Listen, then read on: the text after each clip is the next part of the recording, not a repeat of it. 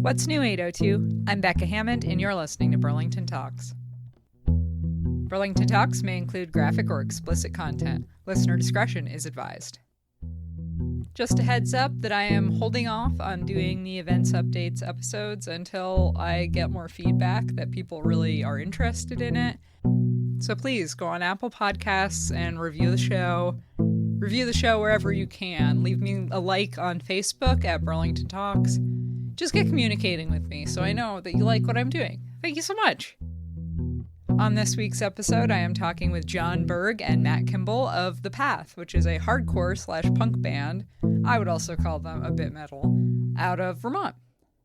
The other members of the band that weren't able to join us today were Chris, Liam, and Andrew. Chris is actually a sponsored climber who is on the September cover of Vermont Sports Magazine. He helps run a nonprofit climbing organization called Crag Vermont. Forgive me if I said the name of the organization wrong. It's cragvt.org if you'd like to check it out. The Path's currently working with State of Mind Recordings, based out of Huntington, New York, and they just released an LP called Chaotic Good on 12-inch vinyl and CD. Thanks so much for being on the show, John and Matt. Here we go. My name is Matt Kimball, and I play guitar in the band, and sometimes do vocals when I am forced to by John. True. My name is John. I do vocals in The Path. We are missing today Liam, who plays drums, Chris, who plays guitar, and Andrew, who plays bass in our band. Unfortunately, they weren't able to make it, but you got us. Yeah. So it sounds like you guys have a good excuse, though, for why Chris isn't here, at least. It sounds like he rock climbs professionally. I didn't even know that was a thing people did in That's an understatement. I mean, you know how when you rock climb, there's those bolts in the rocks that I guess you hook the thing into to do the rope thing? I don't do heights, so it's not my thing. But he likes climbing up and drilling those in and creating He's the guy that makes the path safer-ish. Yeah. Do you know that spot on Interstate 89 where there's like kind of a big bald rock that's like kind of looks like a dome on the left? Yep. So he did that on that. Oh, fun. And that's like a nonprofit that he helped run, or maybe I think he even helped create it, called Crag Vermont, and they like did that on that rock. It's pretty intense. That sounds so intense. I would be so scared watching them do it. It's not my thing.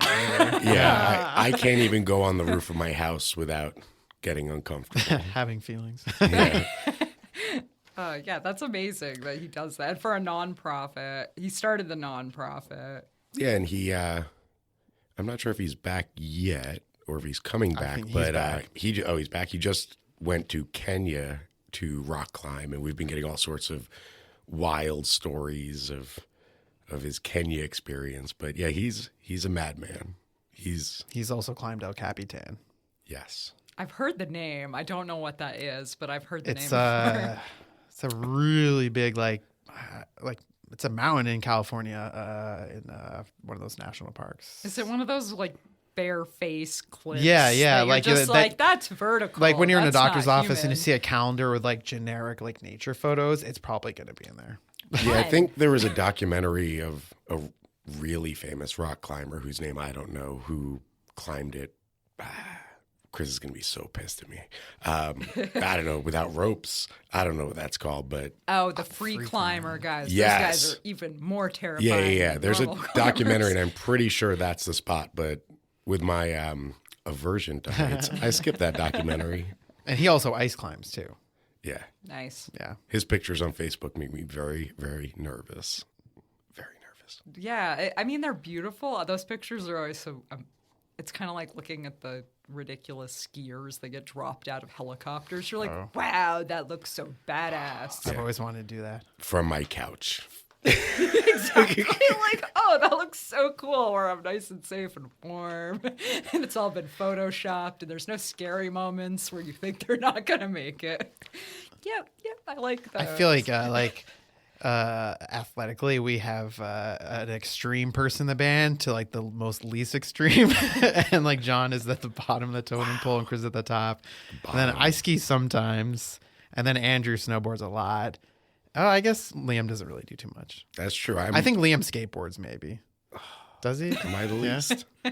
What do you do? I go to the gym sometimes. Oh, okay. You play wiffle ball?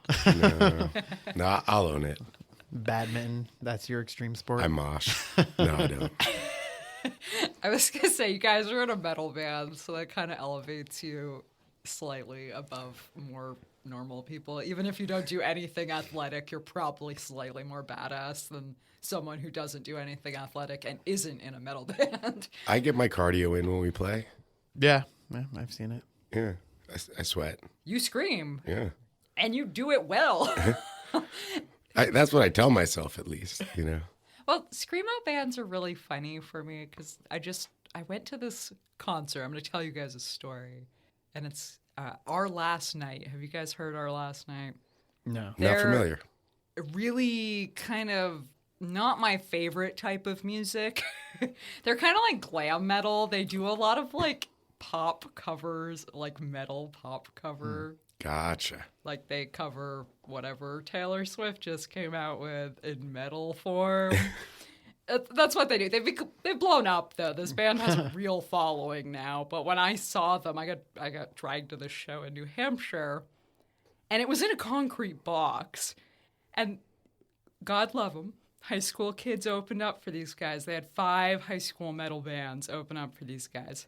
These were not the very talented young men that we got to see this last Friday at the Guardhouse. What was their name again? Gone Wrong. Gone Wrong. They were so good. Yeah. I'm so stoked. They have not gone wrong. No, and they have a demo on Bandcamp. For anybody that's listening, you should definitely check it out. They're going right. That was an excellent And they high just school recorded band. 8 new songs. I have a little in on that. Psych. I've heard them. Yes. With Urian, right? Yeah.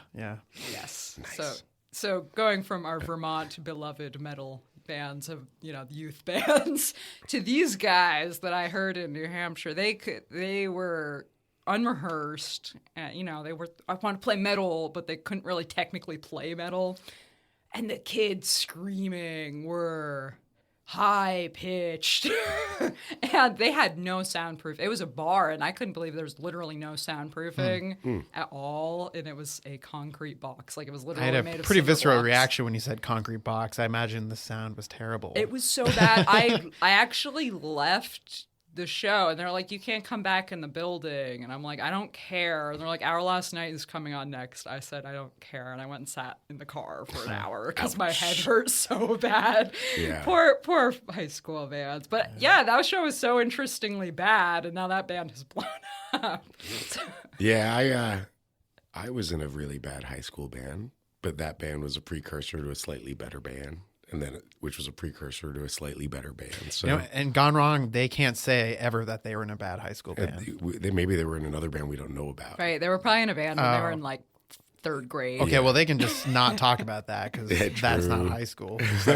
Right, they can But just yeah, pretend The high school that band the I was beginning. in was pretty bad. Gone Wrong's pretty impressive. They're a really good band. Yeah, And like technically, I did not know what to expect. You never know what to expect. But the little bassist was up there. Sorry, little bassist.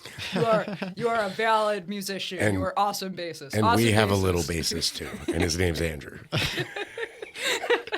Well, bassist kid, young gentleman, was out there playing, and I was like, this seems legit. This kid's got like real They skills. also He's- all shred at Talent Skate Park. Like they're incredible skaters, and like their whole family skates. Like their dad and their mom skate too. It's incredible. What was the lead singer's first name? Do you guys know?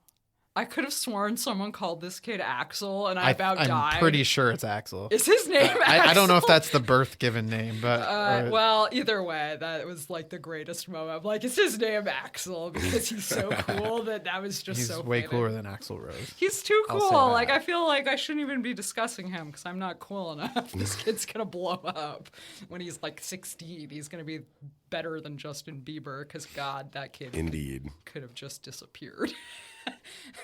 I still blame Kanye West for that one. I'm totally going on a tangent, but I don't like Kanye West mostly because of Justin Bieber, and he brought Justin Bieber to the world. Yeah, I mean, Kanye West made decisions I wouldn't make, but I don't know. He did We're him. not Kanye West. Yeah, and that's cool. That's good. I probably wouldn't have you on the podcast if you were Kanye. Nice. I'm happy to not be Kanye West. Okay, let's actually get to the band. Let's Yes. talk about the Instead band. of talking about other bands. Yes, Like- because I've been fangirling, just talking about the show. I'm sorry. So, The Path. How long ago did you start the band? About almost 5 years ago. I'm saying 5 at this point, but yes. It's like pretty close to the 5 years from when we first started practicing. I guess I don't, to be completely honest, I know how the band started and why, but not quite the exact moment, to be honest. It was the summer of 2015, I think. Yeah. Yeah. Because I know that we had a practice like maybe in September, October, and that's kind of when it really started. Yeah. I met Matt at some shows, and he's like, we should start a band. I'm like, nah, I'm not starting a band. He's like, we should start a band. I'm like, nah, I'm not starting a band. And he's like, we should start a band. I'm like, That's what you get when you give people copies of your old band's record. yeah.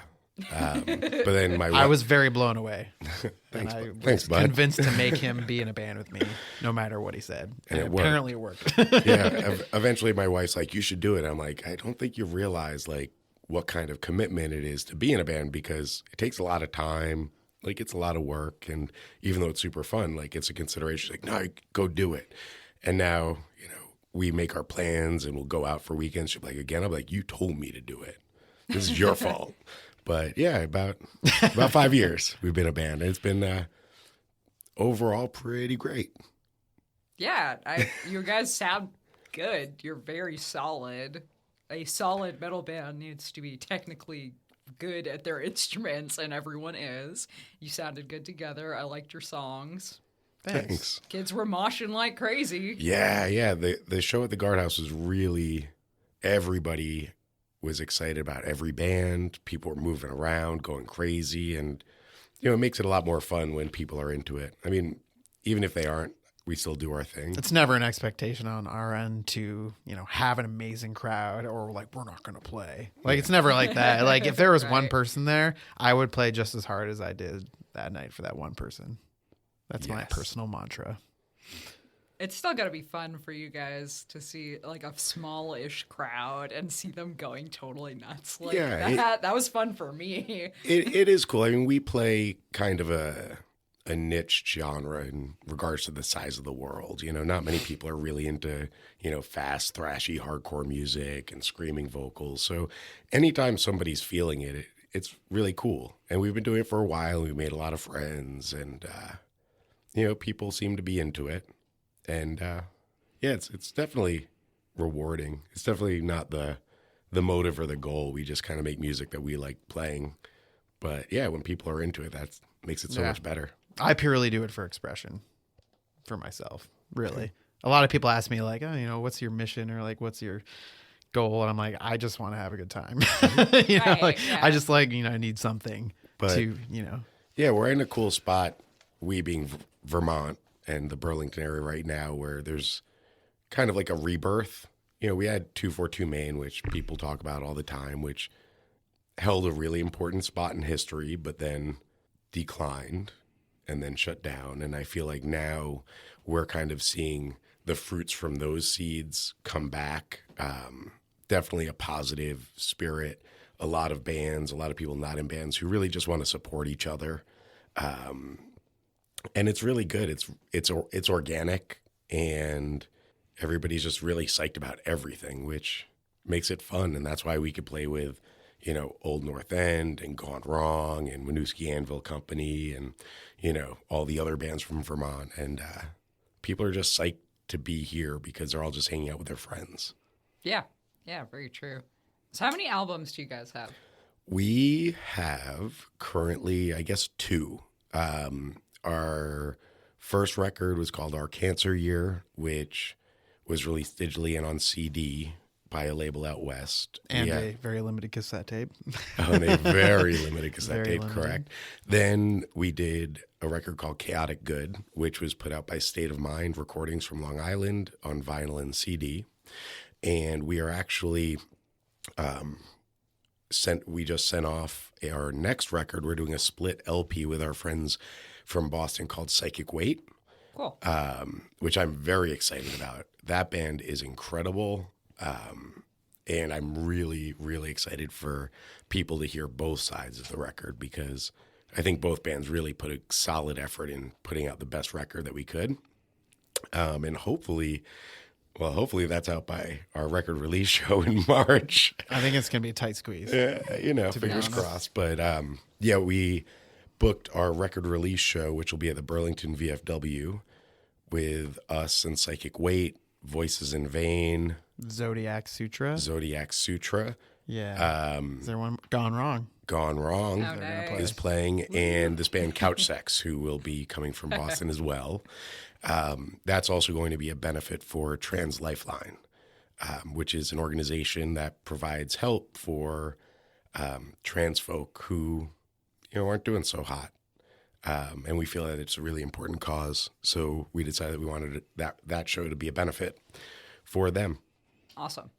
What is this split record called again? Well, I guess the official title is Fight Death? Yeah, The Path and Psychic Weight Fight Death.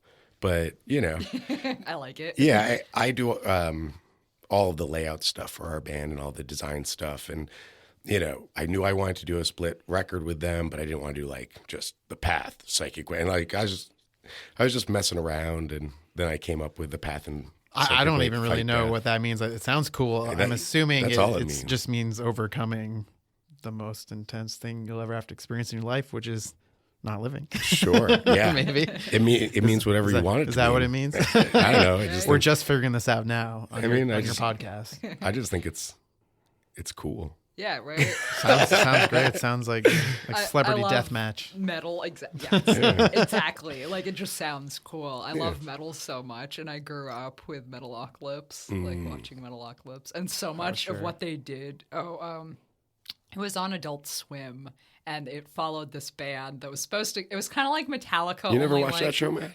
Only they were six times bigger than did. Metallica. They were amazing, and 90% of what they did made no sense, but it just sounded cool. Yeah. I mean, at the end of the day, I didn't want it to be two bands doing two things. I wanted it to come together and, be a joint effort, even though they're on their side and we're on our side. So that's kind of the vibe that I was pushing, is that we're working together, Fight Death, I guess. Yeah, that just sounds cool. But so did you send music back and forth to each other, or did you guys write your own thing and then just combine it? Well, each band just has their own. Yeah, we have our own originals. side. Okay, right. So It wasn't like a collaboration. Right. Your side doesn't have anything specifically that's correct. This is part 1 and they did part 2 or something weird like that. Correct. Yeah, we played a few shows with them. They played our record release when Chaotic Good came out. So they've been really good friends, and really they've just been a band that I've been really into. So I push pretty hard when we're trying to figure out what direction we want to go for our next record. I'm like, I want to do it with this band. And I guess, we really wanted to have a band that, wasn't exactly like us, mirrored what we do, sonically, but is different. Right. So their side is very different, lyrically from our side. It's kind of two different worlds, but we're, in agreement that we're both in it together. yeah. Right. Well, vocal styles in metal can be so vastly different with almost the exact same, the guitarist could be doing the exact same thing, and two totally different vocalists could be two totally different sounding bands, and one very polarizing too. Some people will love it with this singer and some people will love it with this singer. And so, yeah, I could definitely see that. Your metal is there's so many different flavors of metal. I love it. There's a lot of nuance, and that nuance causes decades and decades of arguing about nothing. At the end of the day, it's all just punk rock to me. Yeah, it's all punk. That's what I tell everyone. Hey. And when people ask me, what kind of band, I'm in a screamy punk band. Right. I like hardcore. I like that phrase. Yeah. It seems like a lot of people I've met have had that in their listing. So a lot of people are like, oh, we're a punk, hardcore, this, whatever, rock band. I mean, there's a million ways you could chop us up and drop us into genres, but we're a hardcore band. We're a hardcore punk band. We just like playing short, fast, really aggressive songs. And we have parts that feel kind of metal at times. Yeah. I like a lot of metal too. Yeah. I can't play it as well. But yeah, I don't know. I tell people that I'm in a punk band, and I tell people at work not to listen to it because they won't like it. It's very that always happens. Every time a coworker is like, "Oh, so what's your band like?" and I'm just like, I just started saying Your grandma will hate it. Yeah. I just tell people we're very abrasive. We're fast and abrasive, and you probably won't like it. So let's just go back to work. Do you give them a band that you're like, Yeah, I was do just you thinking, like Slayer? I've been trying to find out like what that accessible band is that people can relate to, and I don't know what that I is. tried for a long time, trying to be like, oh, we're kind of like this. And then nothing worked. So I started saying, well, who's like the most extreme band that you know? And then ask people, them. yeah, And they're like, I know Metallica. And they're like, well. yeah, I'm like, yeah. And like, I've just given up on trying to like, find that common ground because it's super nichey, and I could name 50 bands that they wouldn't know. And I would use the Ramones a lot. Really? Like, yeah, I feel like that's like the most like accessible band that plays faster music that maybe a lot of people know because they were like the first. Yeah, a lot of people do recognize, like they recognize the Ramones. They know what direction it's heading. Well, I guess for me, like we wouldn't exist if the Ramones didn't play. That's kind of how I feel. Like all the influences I have before me would have existed without them. Yeah, so. but I've said, oh, I'm in a punk band, like, oh, like Green Day. It's like, no. Yeah, no. That's it. The whole genre is so far-reaching, and it's like that for every single type of which is music great at because this people are point. authentically expressing themselves through the music in whatever way they choose. But yeah, I mean, at the end of the day, like we're a punk band. We maintain punk ethics. We're a DIY band. You know, we're a lot of things. Well, punk is a really interesting scene to me, and it's funny because I was born too late to really appreciate punk rock, and I was born living on a dairy farm, so in the middle of nowhere. So Burlington was really far away, and you know, the one kid wearing black was me in school. Everyone thought I was a weirdo because you know we're literally all farmers' kids. Yeah, so just having. I forgot totally where I was going with that. Punk. I hate when I do that. Punk, yes, punk. So I've been literally studying it since I was a child. I have all these big, massive textbooks. I took like a punk class in college. And coming to Burlington and meeting like Dev Robinson, he very much relates to the punk scene and talking about that mentality of we get segregated against because we're hardcore, basically. But not in a way that like, oh, we're, you know, I'm a cool teenager, so I'm so hardcore that everyone doesn't relate to me. It's more like, see how many people we relate to. We're all a group. We're in this together. It's very supportive, which is funny because they have the piercings and the tattoos and the mohawks or whatever is going on that scares away the general community vibe. Like, you know, you probably won't see the preacher hanging out with these guys, but they might be way more supportive and loving and just a better community than some of the stiff upper lip, straight edge looking people of the world. Yeah, I mean, after 20 plus 20 question mark years of being into punk, I just realized that there's mainstream people that want to make it their job, and then there's punk, and that's how it is. And, you know, like, I wouldn't call Green Day a punk band. Do they sound like a punk band? Yep. Were they once a punk band? Probably. You're thinking like ethically, but like in practice. But that's they why really like a punk band. Punk isn't a genre. Punk isn't a style of music. Punk is just a way of running your life, and you know that's why punk scenes tend to be more community oriented because I'm not competing with anybody. I'm psyched if your band does well. Right, you know? you're happy for people to start a band. Yeah, it's a good thing. But and like we said, it's fun to have a lot of people at your show. I can't deny that. Yeah, but that's. I mean, I think that usually the casts off from that mainstream flow usually just find each other and then find comfort in that and find support in that, and that's. Yeah, I mean, I think the punk subculture, which is just so vast and diverse now, you know, I mean, I think it was really founded upon like questioning mainstream society and like realizing that like you don't feel like this works for you. Like you don't fit in. That's for me. I've never felt like I fit in, and this one culture worked for me. Yeah. If you don't fit in somewhere, make a place where you and your friends fit in. Sometimes that's not punk. Sometimes that's like the theater or something, or you know, maybe people like want to paint and they have a painting. Some people might say that is punk. Exactly. It's not a genre. Like the purest form of punk is just doing whatever you love. Yeah. Right? And yeah, regardless of what people think. But it's outside the status quo. This can be true. That's I mean, my opinion. if the thing you love is Taylor Swift, I'm sorry, you're not punk. Like, I'm just sorry. Sometimes it's okay to dabble, but but yeah, I definitely think it's just a matter of, you know, doing something because you love doing it, not because it's your business. And just, it removes competition. It makes everything fun. Yeah, it has to be fun or it's not worth doing. True. Right. I read this book. I'm totally going to bring up something random here, but it's called Fat Kid Rules the World. And it's a quick little read. And it was written for middle school kids, which is hilarious. But it's my favorite book in the entire world. And it's literally about punk and the point of punk. And it's a lifestyle. And it has this really deep meaning connected to music and like the meaning of life. And it's so beautiful. And they like bring Kurt Cobain into it as like a character, but he's not Kurt Cobain as a character. He's like if Kurt didn't make it, kind of. Gotcha. So cool. It's just the conversation we were just having, that it's that moment where you kind of break through the bullshit. Like you're not putting on the what is gonna look good on Instagram. Like you break through that. You're just living, you're being, and you're different and you're weird, and it's good. Yeah, and it's funny because people are always like, "Oh, do you make money?" It's like, no. But if I wanted to make money, I wouldn't be in the path. I'd be in, I don't know what I'd be in, but it would probably be a cover band doing top 40. Right. You'd be playing at weddings or a jam. You would be playing other people's music that is quote unquote popular. Yeah, right. I'm not into that. Yeah. So I don't make money, and that's cool too.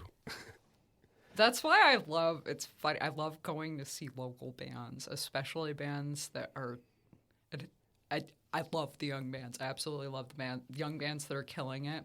But if you go see a band full of 65-year-olds in Vermont, their love of music is just so strong, and they're not doing this to get famous, and they're not doing it to make money. And I've walked in before to this group of guys that was playing. There's a soul in the room.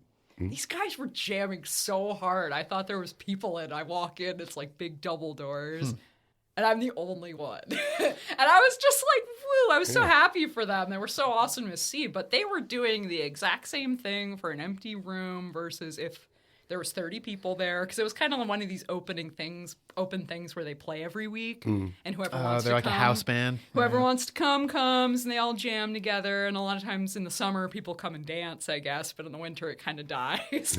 But yeah, I walk in and these guys are just killing it. They're so into it. It feeds your heart, you know. That's what it's all about. It scratches the itch, and just getting out there and doing it like that. You know, regardless of what you're doing, if you're doing it to make yourself feel good, it doesn't matter if there are people there or not, you know? Very true. And I have a special spot in my heart for metal. Something about metal always just being at a metal show, like the drums, the feeling in your chest, like your heart's beating together with everyone else, and you're just living in that moment in the mosh pit. When I was younger, I'm terrified of them now. I feel that way too, and I feel like that's why like other styles of music don't like do it for me. Like I don't feel like that heartbeat. I don't feel like that synchrony. You know, it feels like a little more like individual, and not like collective. I go to a rap show and I'll have a 6'5" guy elbow me in the face to get in front of me, and I come to a metal show and we pick each other up off the floor. We're there for each other. I get so stoked to go see metal shows. I like seeing live music, but I'm like ready. I'm like, yes, a metal show. I don't care who it is. I'm going. It's a visceral experience. You know, it's like listening to music way too loud and feeling it in the speakers. How that's different than, you know, listening to music quietly. And it's a different energy, and that energy definitely. I think a lot of people use it, you know, to get through the normal mundane crap. You know, like getting through that terrible day at work or school or whatever you have to do to, you know, suffer through your life. Like this music, like really like gives you that release. It does. Like something about headbanging and just getting into it. It's so good. Yeah. I don't know. Maybe people feel that way with like folk music too, but like it doesn't work that way for me. Some people need it amped up a little. It's always funny because people at my job, know that I'm in a band, and they know that my band's, a crazy band, and, generally in life, I tend to be a very pleasant, especially at work. I'm very pleasant, very calm, very helpful. And then, I'll have a show and come in the next day and my voice will be all rough. And they'll be like, oh, now I understand how you're so calm at work.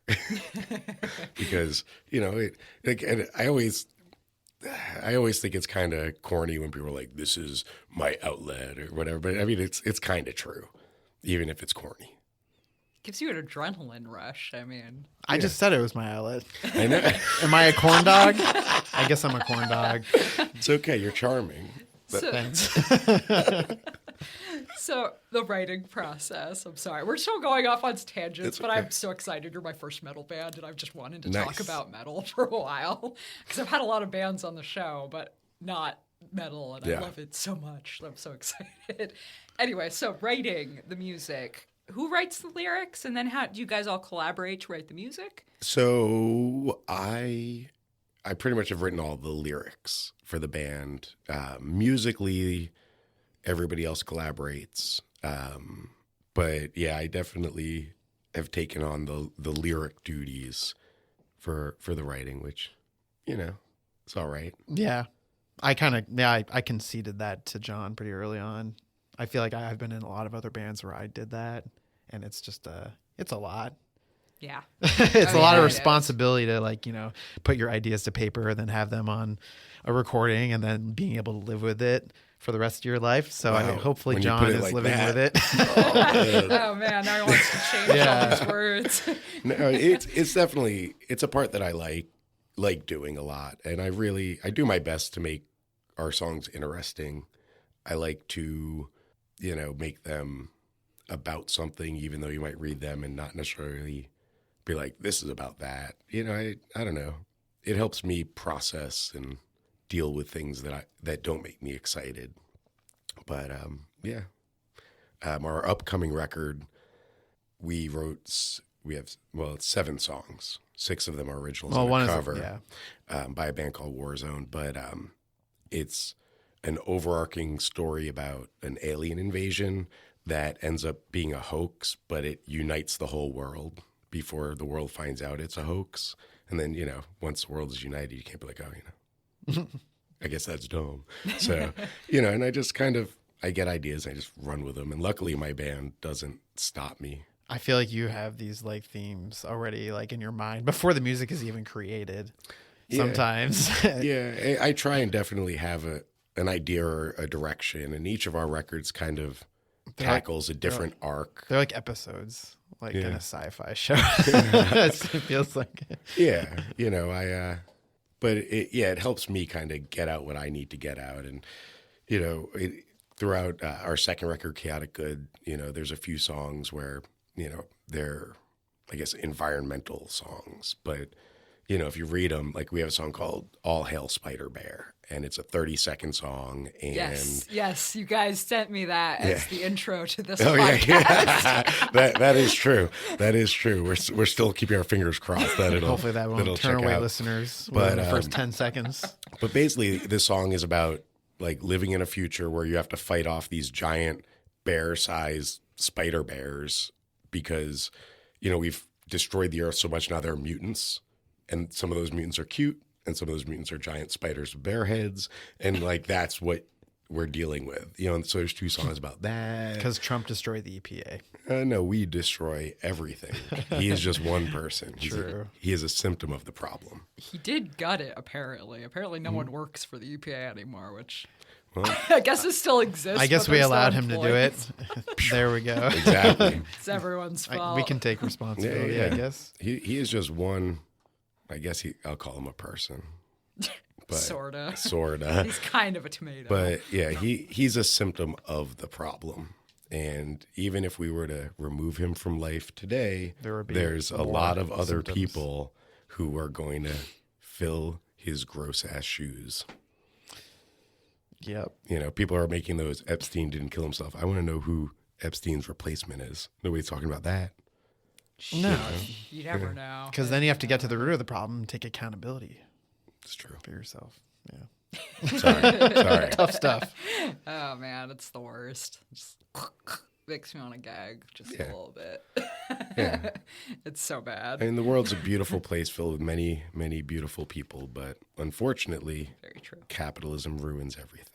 Also true. I mean, oh wait, no. Excuse me. As a band that makes no money, we can talk shit on capitalism. Right?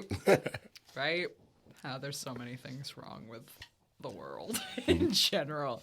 I've considered starting a podcast where I just rant about things, but You this should isn't- interview someone from the Venus Project. Ooh, I love the Venus Project. Yeah, they're Ooh, amazing. Are they in local? They're in Florida. I Yeah, think? they're in Florida. Oh, So darn.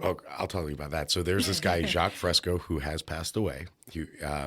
He started the Venus Project. He was a futurist inventor, I believe, was what he called himself. I've heard that name before, yeah. There's a documentary. It's free on the internet, and he designed everything from houses to like cities to vehicles, and it's all to make the world sustainable. Nice. The idea is having a resource-based economy where there is no money, Oh, what a, and what a and smart you work idea. and you work. The work you do is to improve humanity, and you feel good about that. Yeah. And that's your motive for work, not Right. having money. And automate everything to liberate labor, which is great. Right. Instead of automating Yes. things to funnel more money to Yes. douchebags who Yeah. hate you. Exactly. That's because I write code for a living. Okay. So I very much live Oh, on snap. this. I'm electrical engineer too, so I make like robots. Literally, I could do that if I wanted to. Not. that I remember have the made day anything I was so writing cool. an email in Google and it completed a sentence, and I was horrified. I was like, Shocking. "You know me? You know me." And it's getting like better and better to the point where like I was giving a kitten away to someone I work with, and it wrote the email for me. It was like, I will be What? here at 12:30 with the kitten. It Wow. like knew the kitten. And I was because I had just started the email. I hadn't written anything. It just was like a response to another email. Like, that is creepy. Yeah. But it doesn't have to be. It's only creepy because this company's taking that data and then using that data against you and to make their money. Yes. But And the technology itself is awesome. yeah, not something that like benefit. I mean, it saves us 2 seconds, but it's not benefiting humanity exactly. But I guess that's true. this Technology is not being civilized. exactly. Did I say that correctly? You're not Sounded civilized good. with advanced technology, essentially, if you're using it incorrectly. Because the idea of the self-driving car, and I know it gets a lot of hate, especially in Vermont, where we have a lot of people who like to drive. That's fine, you know. Like to drive, that's totally different than the self-driving car in my mind, because the self-driving car, if given the opportunity, could eliminate car accidents, which are the major killer of young people. Basically, if you don't die of old age or cancer, you're probably going to die in a car accident in this country. And there's so much animosity and hate towards that when there's aren't seeing the good that could be there. I mean, it will take away a lot of jobs, but do you I was really about want to to say drive that. around all day and not think and not do anything when a robot can do it for free and you can go and make music, like make the world a better place? Oh, for like I could send my car out to humans. go grocery shopping for me? What a concept. Like the cars in the produce aisle picking out apples? That would be great. Well, little another robot. robot. Another robot would come out Yes, of the car. the little Yeah. robot I was would like, we're going to have deliver. to make the stores bigger for the cars. One point that you brought up that's really interesting. I have a friend who had a degree in horticulture, and then he went back to school for computer science because he got all bugged out about jobs being eliminated. And we're talking a while back, and he said, you know what, like when all transportation is automated, about 40% of our workforce will be out of a job. And during the Great Depression, unemployment hit about 28%, and bankers were jumping out of windows to their death. Yep. Now, this wouldn't be scary if people were talking more about universal income or using these technologies to fund people living. Unfortunately, nobody's talking about it. And we're, self-driving cars straight at a wall where it's going to destroy our economy. And people aren't talking about it. I agree that self-driving transportation obviously is a good idea. But yeah, there's complications that need to be worked out, or else. I think really the problem is the society we've built is Exactly. literally made to fund billionaires. So the self-driving car isn't going to be an improvement to poor people, which is 99% of us. Like, we're all poor people. Like, pretty much everyone. Even if you make $1 million a year, you're still a poor person in comparison to the really rich people in this world. And they're the ones who are going to benefit from the self-driving car just the same way they've benefited from the oil industry. I mean, I've literally never seen a self-driving car. Is that because I'm poor? Because I don't have access? Because I'm not around other rich people? They aren't fully they're still working on it. They're not in this country. They have self-delivering No? vehicles Oh. in Do Europe. they? Yeah. I heard by 2025 we should start seeing them more. Yeah, in America, we don't, especially in Vermont, we don't see the newest thing anytime soon. But I think it's in, I want to say the Netherlands. They have self-driving delivery vehicles. And are they still using fossil fuels in those cars? Probably not in the Netherlands, I hope- because yeah, most other probably countries not. are not Not dumb. dependent on fossil fuels. Because, like, yeah, there's so many. It's so funny, that whole issue, because really, this all stems from when they ripped all the railroads out because they wanted to make fossil fuels be the prime shipping fuel. So let's put millions of big rigs on the road and rip railways out, when really our whole country could have shipping completely dependent on electric bullet trains that we could get the goods from New York City to LA in under 8 hours. Yeah, but that doesn't line the people in power's pockets of money. Exactly. So why would we do that? So we can't even. Well, yeah, well, that's just crazy. See, like, and that's You can't kill as many poor brown people if you just have a train. that. You know, Point. maybe a couple, but like if you really want to stick it to them, you need to have a big old military and a big old partial wall.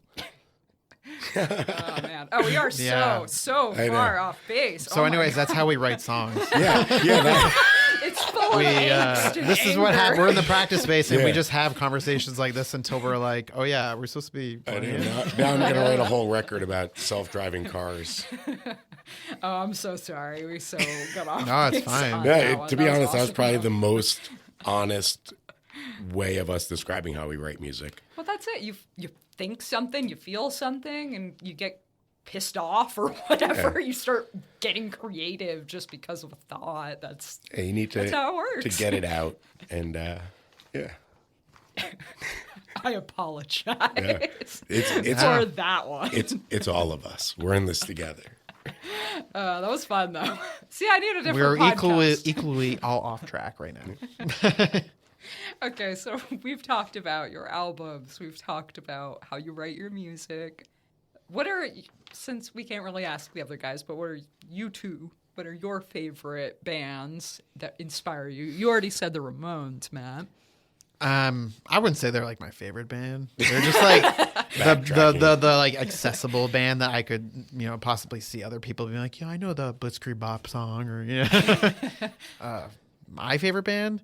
I guess the Descendants are my favorite band. I'm gonna put that out there. But I love so many bands that I can't even like give you like a list of top five. I can give you them. Yeah, it's kind of hard to distill it down, because especially when you're into like niche music, you tend to love a million bands, and they're all inspiring. I mean, growing up on Long Island, I grew up in a really great time when there were a lot of bands with DIY ethics, and they were getting a lot of attention, and shows were packed, and it was really good. But every year I'm finding new bands that I'm falling in love with. I guess I could list like bands that inspired this band, maybe collectively. Could I don't know, like Kill Your Idols, Left 4 Dead. Left 4 Dead. I'm always like, let's make a song that sounds like Left 4 Dead. Sick of It All, Agnostic Front, a lot of like New York City bands. I know there's a lot of Vermont bands that I'm inspired by. There was a band called My Revenge that was around the early 2000s. There are so many bands in Vermont even I'm inspired by. Yeah, I mean, for me, it's always been about, fast, short songs, and mostly, I mean, what inspires me beyond the music is the attitude and the ethics. I always say that my favorite bands are my friends' bands.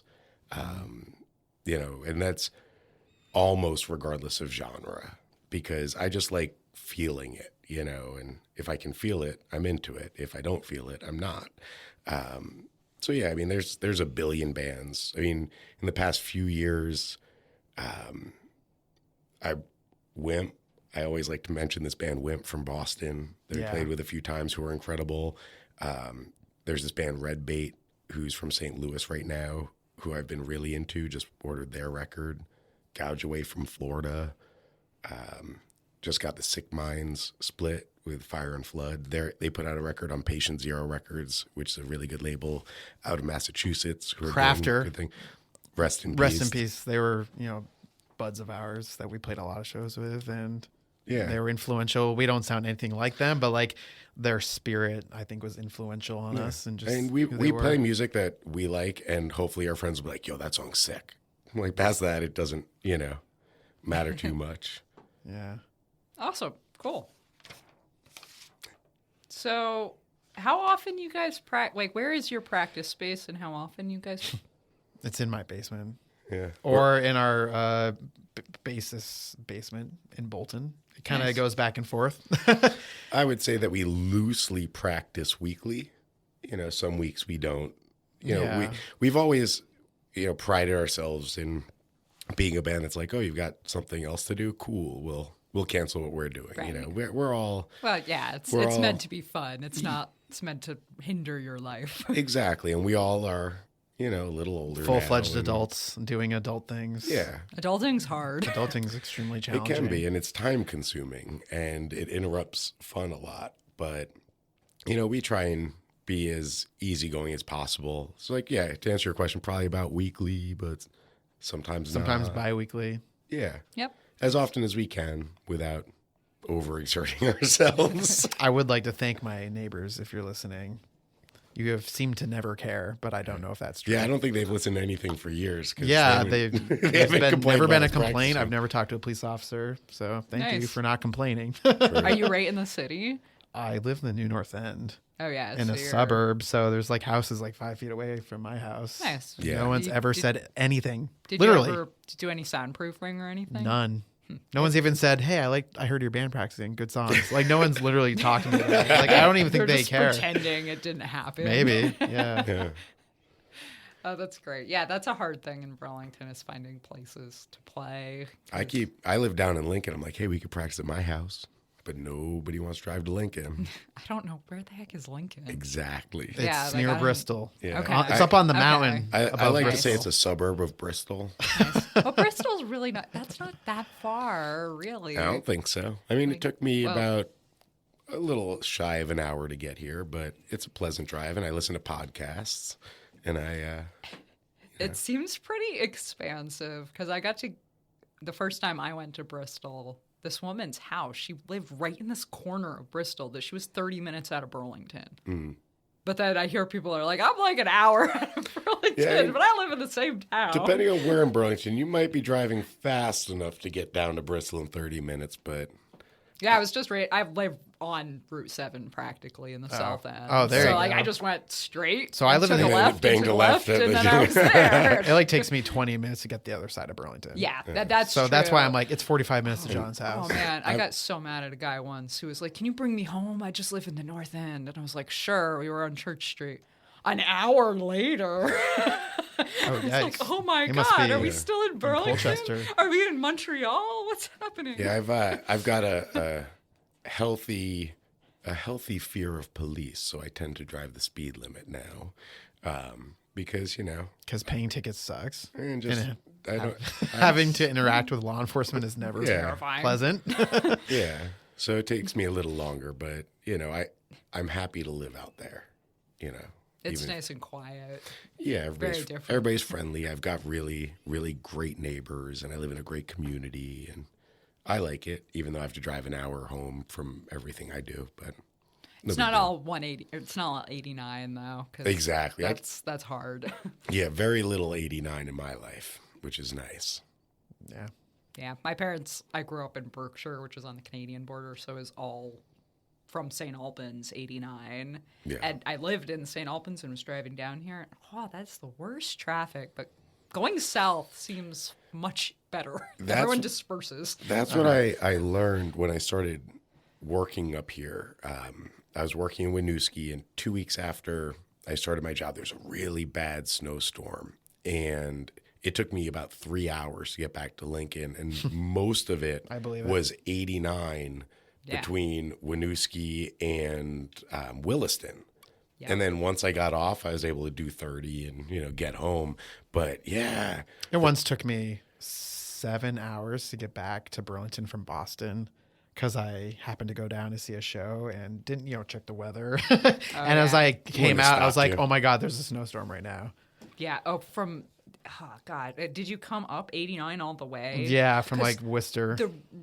The mountains. I come from my sisters in New Hampshire, and it seems like every time I go down. Well, there's like a certain time where the snow plowers just kind of stop because they're all family people and they got to go home and take care of their kids, and so you cross the Connecticut River and all of a sudden the roads are unplowed. Yeah, so there's no plows and just so many people and so much snow. It's just terrifying. And inching along, I could feel the snow hitting my car. Right, and it's like 25 miles in between interstate exits down that way. It's terrifying. Oh, yeah. I remember I hosted this band from Florida many years ago, and they're like, oh, you're only 10 exits away. And I'm like, yeah, that's like 2 hours. Yeah. Well, up here, up north, we have how many? We have like 7 or 8 within like 20 miles. But down, because I went to school in Randolph. And it was funny because you hit, what am I thinking of? Not Jericho, Richmond. You hit Richmond. And then all of a sudden it's like, well, the next exit is 20 miles. So suddenly the spacing of the numbers gets much bigger. And you're like, oh, I'm zooming along. 20, 50, 20, 19, 18, 17, 16, 15, 14, 13, 12. You're just driving and you're driving. I'm so scared of going off the road down there. That's always my fear for people. If you went off the road in the mountains down there in the wrong time of night, no one would see you forever. You're so far from everybody. There's a 7% chance your cell phone has reception. So that's the other thing up in the hills. Carry flares in your car, right? Or I don't have. Oh yeah, I was like, that's really smart, man. Yeah, do you do that? No, I don't. That would be a really smart I should, idea. I guess. Yeah. If all else fails, you could probably start a fire with them. Yeah, I'm gonna get some flares. Yeah, we should probably go buy some. Yeah, that seems like a good idea. But yeah, I wish that people in Vermont were better at winter driving on the highway. Now, that's a wish that I have for. It's because Vermonters are not highway drivers. Well, it's true. I mean, driving up 116, no problem. It's curvy, it's up, it's down, but a straight line, nope. Yeah, can't handle the straight or a roundabout, lines. which is a complete opposite of a straight line. But. We're simple folk. Yeah, the driving in this state, you just see things sometimes. It's got to be everywhere, though. I think there's a distinctive cultural reason. There's literally 2 interstates in the entire state. Yeah. And not everyone lives near them. And there's no roundabouts. Sometimes they do things nowhere near interstates, though, that your mind is just blown. It's a slow way of life, And a reckless. Slow and and reckless. Reckless. Yeah, I think because we just feel so safe. Because I remember, and I'll never forget this, Dead Man's Curve in Georgia. I don't know if you guys have been up there. It's a hill, so you're right on the top of the hill, and you basically bank the top of the hill in a 90-degree curve. Nice. Going 50. It's a 50-mile-per-hour zone. And without a fail, every time people would be off the bank of this, and you go down the hill. That was the problem. You go off the road, you fall down the hill. There'd be 3 cars there every snowstorm. Now, they'd all just falling off this hill. But I remember watching this girl, and it wasn't snowy. It wasn't snowy, but she comes to Dead Man's Curve, and I'm watching her. I'm behind her. She gets full in the left lane, takes that curve, spinning her hair around her finger in the wrong lane. And you can't see it all. You literally can't see there's a house on that corner. And oh my God, it was just amazing. I'm going to watch someone die today, and I don't want to. Hey, you know what it is, though? If you go off the road, somebody driving past will stop. They'll call their buddy. Their buddy will pull you out of the ditch. Right. That's probably what makes Vermonters We're ready feel. for each other because we know how poorly we drive. Yeah, and Yeah. that's probably what gives people that false sense of security. It'll do Someone okay. will save Yeah, me. somebody will save me. There's people driving. And it's true. I mean, I've been here for 10 years. I'm from Long Island, where people will not save you at all. And it's one of my favorite things about Vermont. You know, if you have a problem, people are looking out for each other. Right. And it's a very special characteristic that not many places have. Yeah. Yeah. Very, very true. I would argue that people in Long Island don't drive safely either. It's just like a whole other reality. Pretty sure no one in the whole world drives safely. Have you seen how Canadians drive? Even, no, and I'm not talking French Canadians. I'm talking the really nice English-speaking Canadians that are all, oh, hi, oh, hey there. They'll blow you off the road going 95 there. Well, hopefully soon self-driving cars will make everybody drive very well. Yeah. Right. And then if you go off the road over the hill where no one can see you, it'll just have a strobe light and just start announcing, there's someone over here. Yeah, GPS links, sending the robot helicopters to pull you out. Yeah. They'll fly a drone over. I was just going to say, it'll send a drone out. It'll be like, do you require assistance? Yeah. It has like a robot mechanic that just jumps out, lands on its feet. Right? Or little arms. Yeah. See, we're solving all the world's problems. I know. We got to cover. Venus Project, you got to interview them though. Yeah. I guess they're not a Burlington thing, but Oh, I really wish I could, though. Find someone up here who knows a lot about it, and I want to interview them. That's pretty much the criteria. It's something cool to talk about. I'm very happy to talk about it. Is there anything else? Do you guys have any upcoming shows you want to talk about, or anything else related to the band that I've totally missed? Sure. We've got a bunch of things coming up. The first thing I'll talk about, which is not about our shows, but it's about a book that I read that I really liked, called Making Spaces Safer by Shauna Potter. She sings for a band on War on Women, and she takes part in this group in Baltimore called Holla Back, which fights street harassment. And her book is incredible. When I came to Vermont, I kind of, entered the scene, or whatever you want to call it, at a weird point where there was a lot of everything was fractured. There was a lot of problems where there were problematic people. There were a lot of people who didn't have the skills to, deal with those situations in, I'll just say, the correct way. And this book really outlines a lot of ways to address problematic behavior, to eliminate harassment as best you can, of course, or I guess eliminate harassment when you can't, how to deal with that. I guess specifically predatory behavior. Behavior. In show spaces. Yes. In musical communities. But also, any space. And True. The book was great, and I really enjoyed it. And I was talking about it, and Jim Lockridge, who is on a previous episode of your podcast, he picked it up and he read it, and we are working together to bring Shauna to Vermont to hold a workshop at the Fletcher Free Library. They also got, I believe, 30 copies of her book, which are part of the, I'll just call it the library book swap, where the libraries send the books to each other. Sorry, I'm not a librarian. But we are raising money to bring Shauna up here so then we can have that free event for as many people as possible. And there's a GoFundMe if you want to contribute. Yep, there is a dollars. GoFundMe. You could find the link on our Facebook or the DIY Burlington page, or hopefully everywhere you're looking.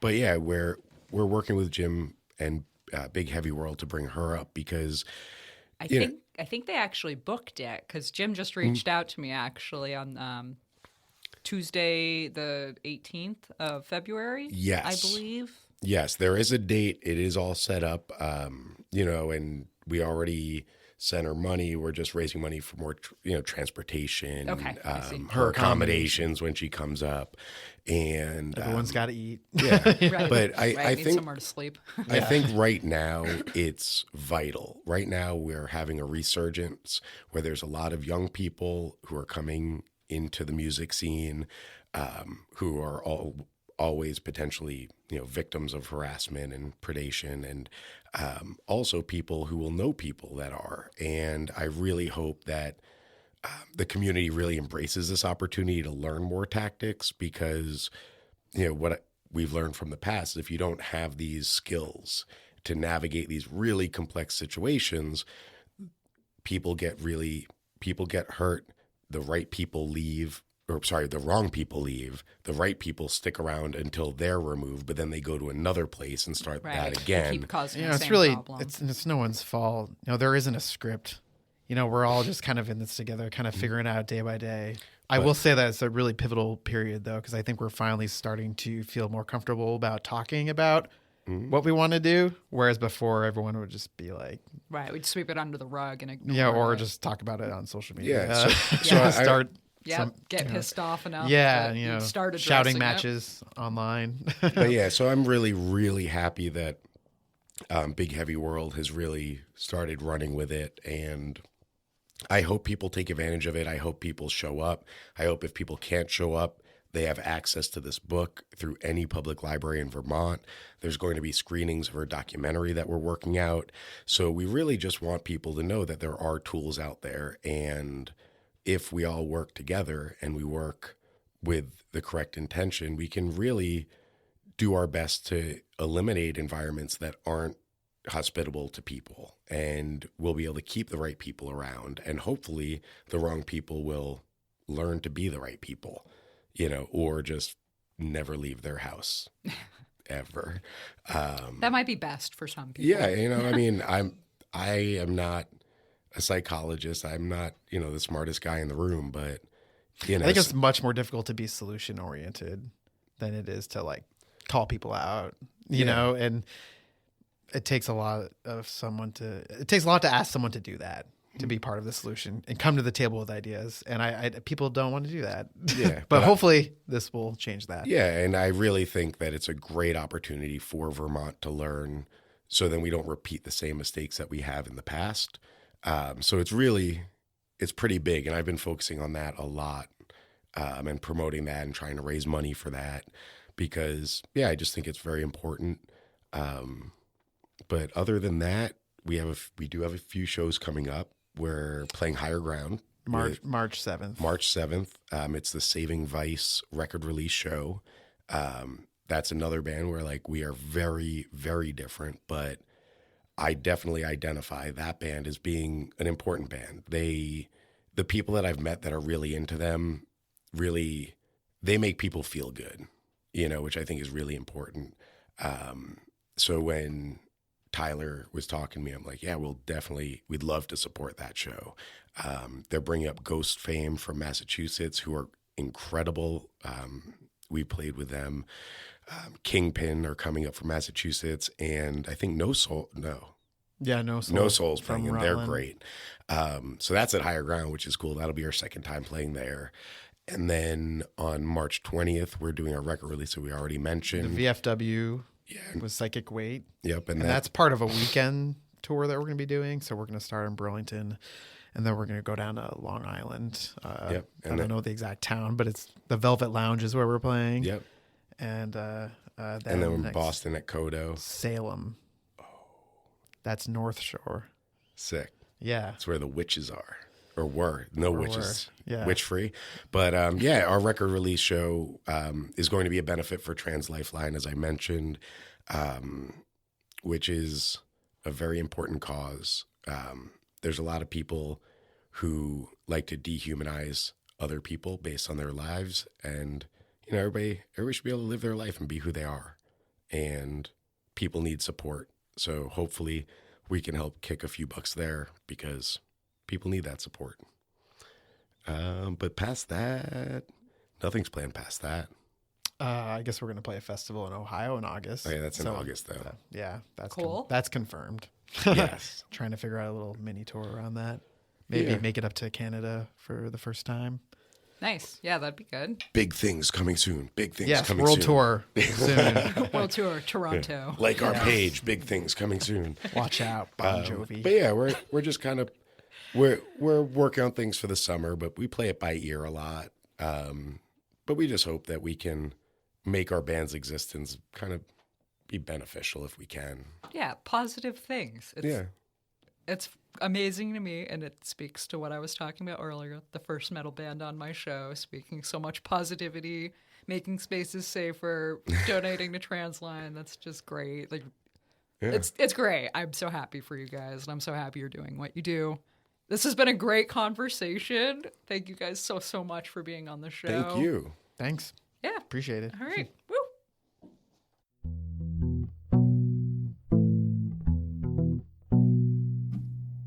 Thank you so much to Matt and John for being on the show. That was a great conversation. It was a lot of fun to listen back to. It was funny. Thank you so much to everyone who's listened to the show. Sorry, I am so sorry for all of the complete and total tangents that we went on, but it was a lot of fun. Go to the show notes page, burlingtontalks.com/11. Subscribe to the show. Find me on Facebook at Burlington Talks. Send me an email, Becca, BECCA, @burlingtontalks.com. Just get in touch with me. I want to know what you think. I want to hear your music. I want to talk to you if you're doing something cool. Let me interview you. Be in touch. Have a great day. That's what's new in the 802.